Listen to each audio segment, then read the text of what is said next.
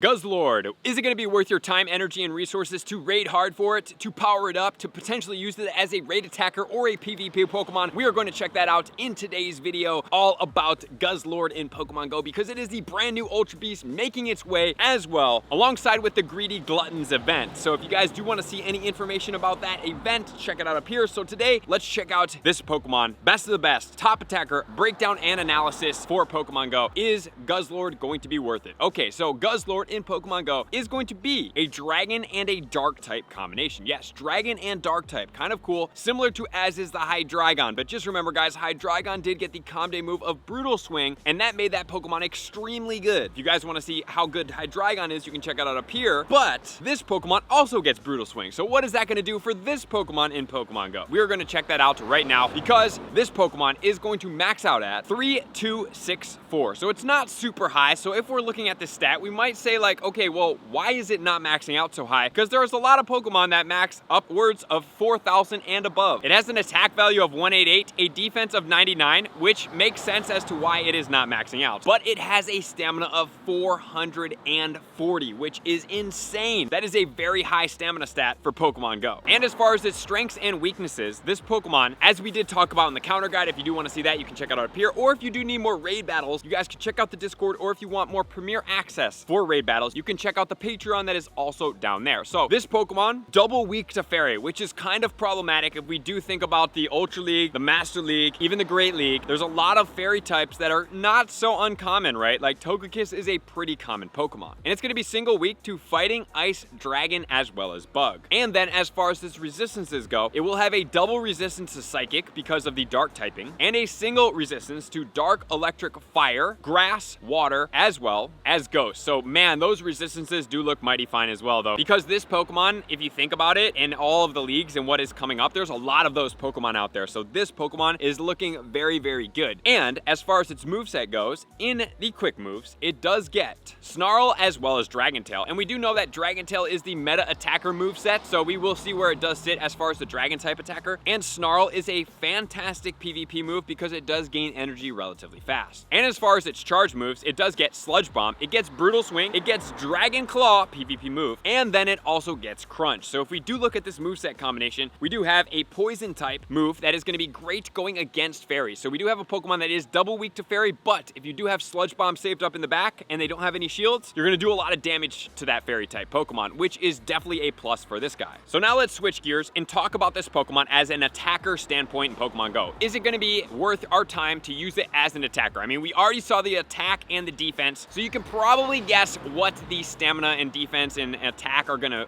pull up for this Pokemon as a meta attacker. But let's see. So we are gonna use the analysis of DPS and TDO, which is damage per second and total damage output. This allows us to check this Pokemon out appropriately, because if we think about it, we wanna see how fast it's gonna hit and how hard it's gonna hit, which is gonna be the DPS, which stands for damage per second. But then the TDO, which is total damage output, will be over the lifespan of that Pokemon and incorporate its tankiness, which the stamina is gonna have a little bit of play in here to give it a little bit more tankiness over its lifespan. So let's check it out. Best moveset for this Pokemon and how does it stack up. Okay, so for the Guzzlord, the best Pokemon moveset combination is going to be Snarl and Brutal Swing at 1755. With Dragon Tail and Brutal Swing, it's going to be 1664. With Dragon Tail and Dragon Claw, it's going to be 1002. Snarl and Dragon Claw, it's 979. And then we do have the Sludge Bomb first moveset at 843. And if you want to see Crunch, it's going to be at the bottom. So if we look at this Pokemon immediately, remember what I talked to you guys about. Depending on the category, around 2500 would be a really strong attacker, maybe the top. But if it's one of the stronger categories and Dragon just happens to be one of those stronger categories, you need to have that Pokemon at least around 3000 to upwards of 35, 36, 3700 in DPS times TDO to really make a shake into this category. But the strongest moveset for this Pokemon is not Dragon typing. It is going to be Dark typing. So let's see where it does sit in the Dragon category, and then we will jump into its potential high shining place as a meta attacker in the Dark. Okay, so for the Dragon, I'm not even going to show the top, but I'll show the first page real quick. We look at Mega Garchomp and Mega Rayquaza at the top. Neither of those out yet, but we do have the Shadow Salamence at 5898. On the second page, as we talk about quite frequently, we have Rayquaza, Palkia, Salamence, Garchomp from 3564 all the way to 3176. And this whole entire second page is virtually at about 3000 and above. And then if we do want to see Goodra, we're going to go all the way until spot number 40. Dragon Tail, Dragon Claw at 1000. 3002. So immediately looking at that, it is not a meta dragon attacker. We already knew that right off the bat. It does not even get outrage, which would be the only possibility that could even remotely help this Pokemon. But it gets Dragon Claw. It does get Dragon Tail, but it does not get outrage. So as a meta dragon attacker, it is not going to be good. But dark attackers, let's see where it sits. Page number 1, Mega Tyranitar at the top, Mega Houndoom spot number 2, 3556. Just go ahead and look at the difference between the 3000s and the 5000s from the dragon category. The number 1 non-mega non-shadow is Hydreigon at 3006, which is insane. Shadow Tyranitar in their neck, Shadow Weavile, Ash Greninja, Mega Absol, Darkrai 2203. And then if we do want to see the Guzzlord, that's going to be in the 13th spot behind Yveltal and Shadow Houndoom at 1755. So as far as a dark type attacking category as well, guys, if we look at this Pokemon and we compare it to something that like is not a premier Pokemon, like if you think about it, Guzzlord is going to be non-shiny right now, and it also takes a premium to get the XL candy, right? In comparison to Hydreigon, which is much stronger as a meta dark type attacker, it also does not take that premium for the XL candy, and we have already had a Calm Day, and then in December we will have a wrap-up Calm Day with even more dinos to be able to catch and get XL candy for, which we will definitely help you guys out. So there's so much going on here, guys, that it's like actually crazy to like think about how strong that Hydreigon is, and the Guzzlord does not stack up in either the dragon or the dark category. So as far as a meta attacker, my recommendation is a no-go. However, there's still one more aspect for everybody out there that does do PvP. Where does this Pokemon actually sit for the Great, Ultra, and the Master League? And is it going to be worth your time and resources? Okay, so for the Great League, this Pokemon is going to be very hard to get it into the Great League, but it is going to be ranked 14. Yes, you heard it here, 14, with the moveset combination of not Snarl, which what I thought it was going to be, Dragon Tail, Dragon Claw, and Crunch combination. So this Pokemon, in order to make it make sense, you're going to have to trade it with basically a great friend. It can't go higher than that. And the 100% PvP IVs is going to be a 113-2. Yes, you heard that right. You're really going to have to finagle that to get it into this league. In the Ultra League, it's also going to be ranked 14 with the exact same moveset, which is pretty cool. 100%